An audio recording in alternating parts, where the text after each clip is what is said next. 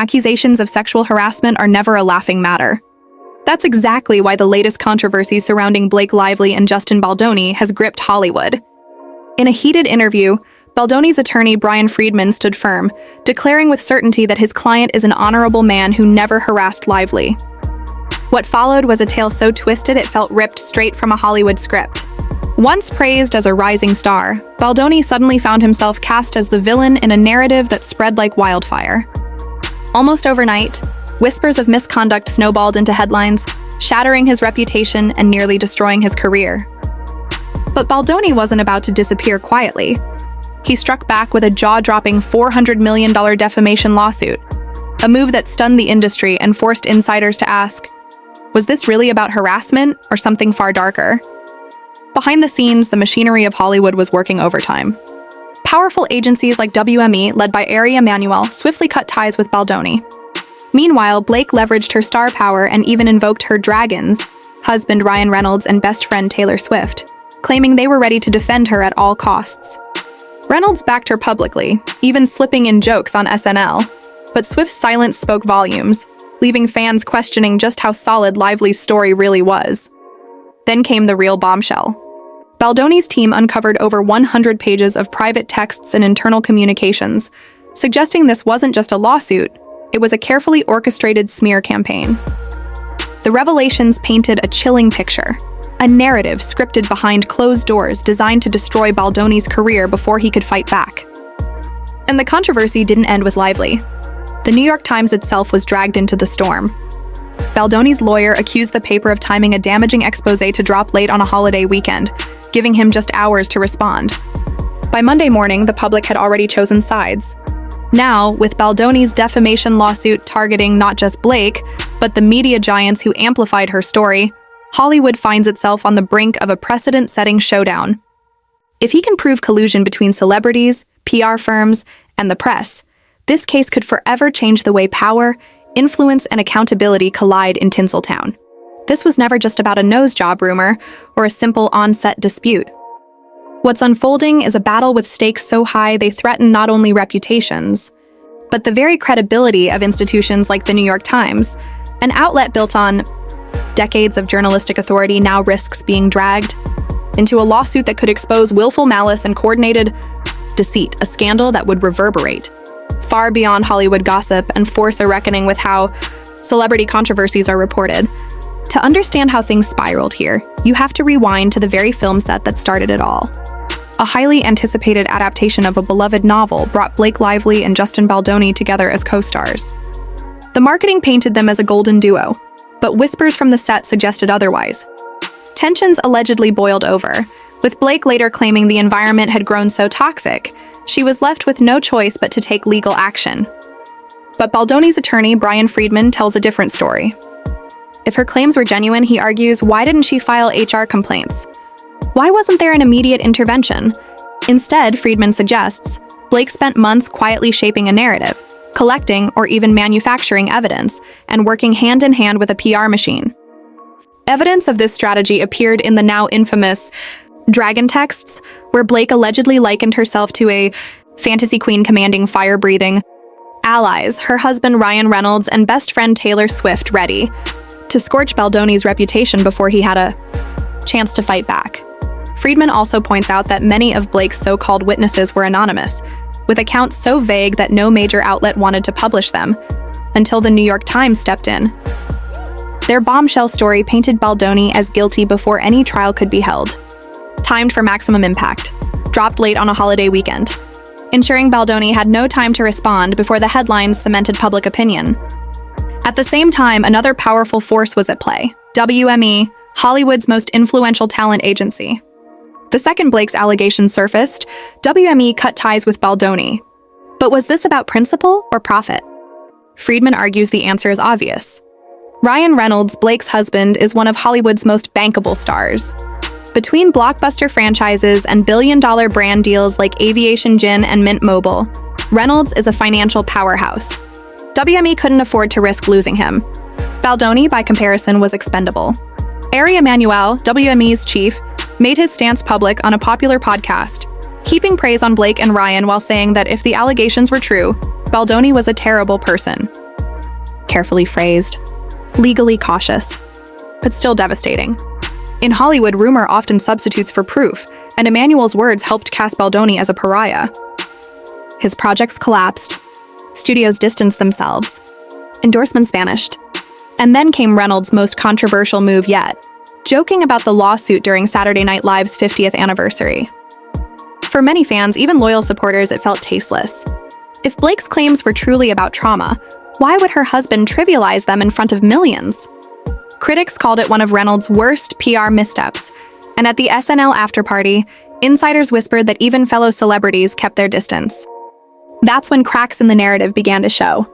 Fans started asking the uncomfortable questions. Why has Taylor Swift, usually quick to defend her friends, remained silent? Why didn't Blake file formal complaints during filming? Why did her team coordinate with the New York Times to drop a damning article over a holiday weekend? And most chilling of all, was this case an example of weaponizing the Me Too movement for professional gain? Baldoni's attorney seized on the doubts.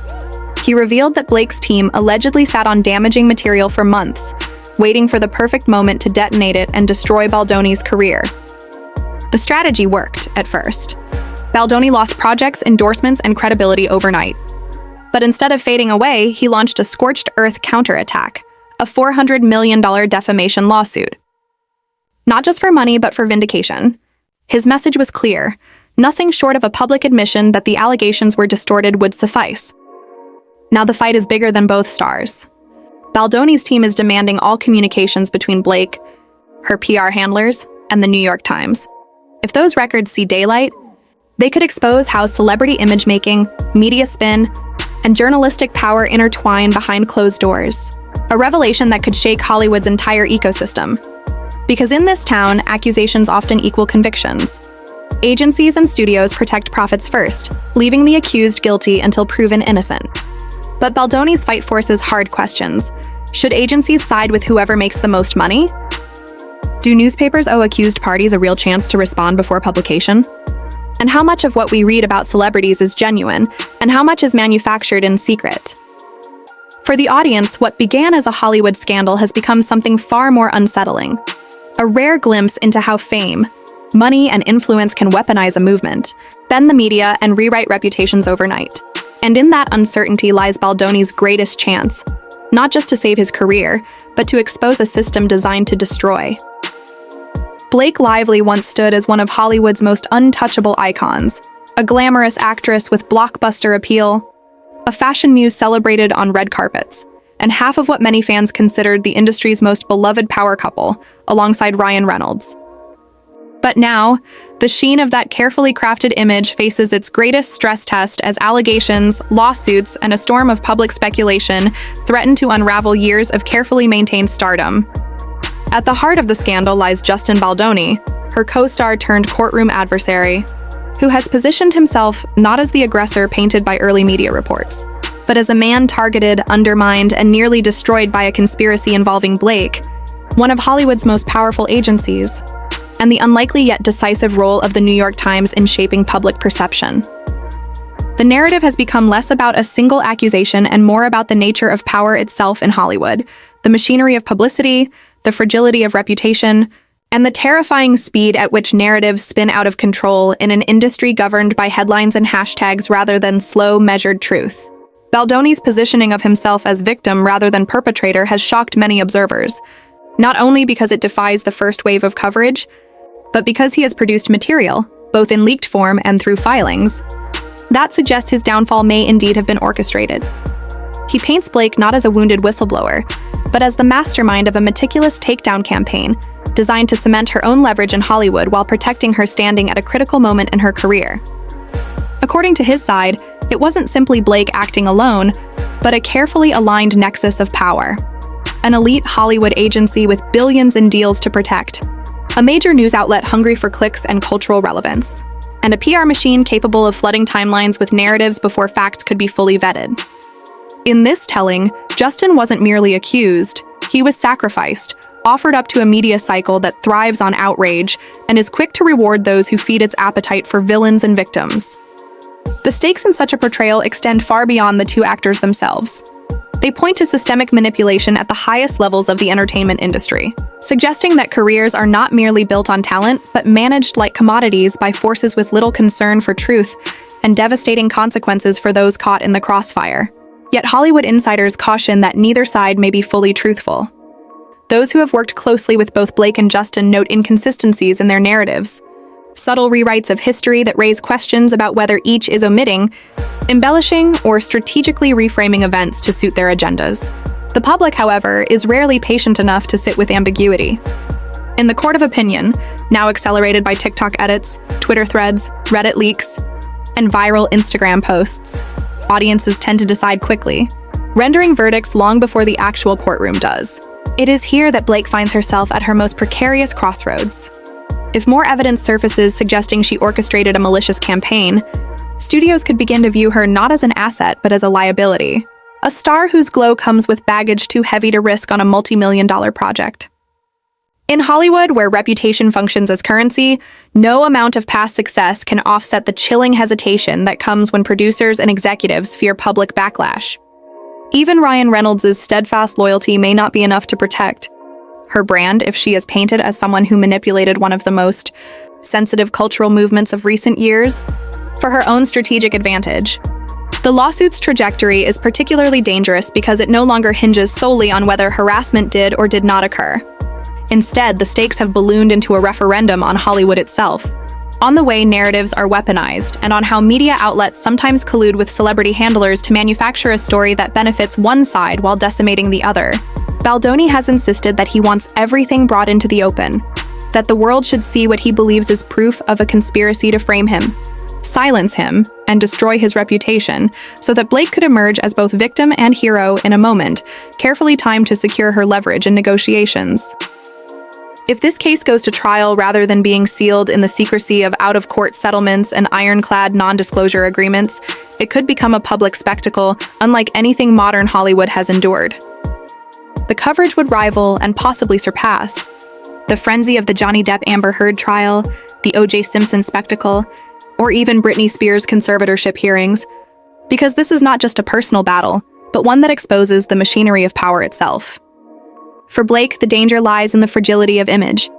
She has built her reputation not just on acting talent, but on her seemingly effortless ability to embody glamour, relatability, and strength all at once. She was the golden girl who transitioned from teen drama star to respected actress, from stylish celebrity to entrepreneur and mother, all while maintaining her position as half of a celebrity couple adored by millions. But Hollywood's collective memory is short, and its loyalty even shorter. Should she be convincingly painted as the mastermind of a smear campaign, the tide could turn overnight. Studios fearful of public backlash may pull projects. Brands may hesitate to renew partnerships. Directors may quietly reconsider casting choices. And the damage might not be easily undone, because once a star is perceived as manipulative rather than authentic, no amount of carefully crafted apologies can fully restore their shine. Ryan Reynolds' role in this saga adds yet another layer of intrigue. His unwavering support has been both a lifeline for Blake and a potential liability. As a beloved actor and savvy entrepreneur with major franchises tied to his name, his public loyalty lends her strength. But if the evidence tilts heavily against her, that same loyalty could backfire, dragging him into the storm and forcing uncomfortable questions about whether he is standing by truth or blinded by devotion. Hollywood loves a loyal husband, but it hates complicity, and Ryan could find himself forced to balance his family allegiance against the preservation of his own empire. Then there is the involvement of Ari Emanuel, one of the most powerful agents in Hollywood, whose influence stretches across films, television, live events, and beyond. His name surfacing in connection with this scandal suggests the scope may be even larger than fans realize. If Baldoni can convincingly argue that an entire agency apparatus worked against him, it could call into question the integrity of an entire system, where power brokers decide winners and losers behind the scenes, shaping careers with invisible hands while the public consumes only the curated version that is pushed through headlines. And looming over it all is the New York Times, a newspaper of record whose involvement raises questions about the intersection of journalism and celebrity PR. Baldoni's camp suggests that the Times, in pursuit of cultural relevance and viral traction, may have allowed itself to become a conduit for a prepackaged narrative rather than a neutral arbiter of truth. If proven, It would be devastating not only for Blake, but for the credibility of one of America's most prestigious outlets, and it would deepen the public's already growing cynicism toward mainstream media. This confluence of players, Blake, Baldoni, Ryan, Ari Emanuel, and The Times, creates a narrative far larger than a simple lawsuit. It becomes a story about the dark side of Hollywood, where truth is malleable, careers are traded like stocks, and media serves less as watchdog and more as weapon.